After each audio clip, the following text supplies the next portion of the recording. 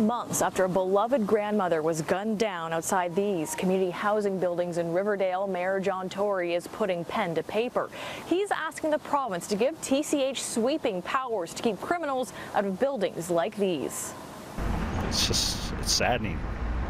Like, something has to be done. An emotional call for change from the husband of Peggy Ann Smith. John demanding the eviction of criminals from TCH buildings back in November after his wife was gunned down in August. Smith was not the intended target. She was hit by one of 10 bullets while she was sitting on her granddaughter's back porch. It hurts. It hurts. Today, nearly 2 years after the mayor first spoke of getting rid of the so-called thugs and drug dealers who have taken control of TCH buildings and units, he asked for executive committee support in sending this letter to the province.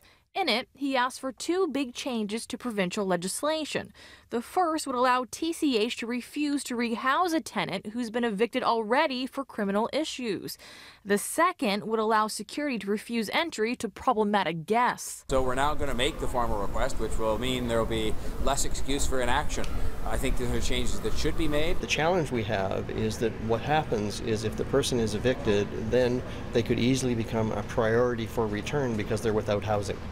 So even though they may have done something illegal or highly disruptive to everyone else who's living in the community, we have no choice but to rehouse them and cannot screen them out.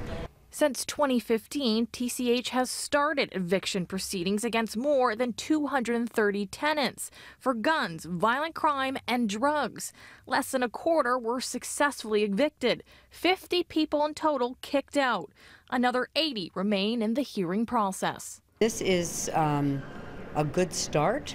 There's many eviction policies that TCH has for cause and non-payment of rent. I think sometimes it's easier to get rid of someone who isn't paying their rent than it is to have a criminal removed from TCHC. But what about rehabilitation? The head of the TCH telling CityNews that changes would not mean someone with a criminal record who served their time would no longer be eligible for public housing. We're not looking to preclude folks like that. We're just looking to make our community safer, and you got to start somewhere. And Mayor John Tory's motion passed executive committee this afternoon, and it will go to City Council next Wednesday.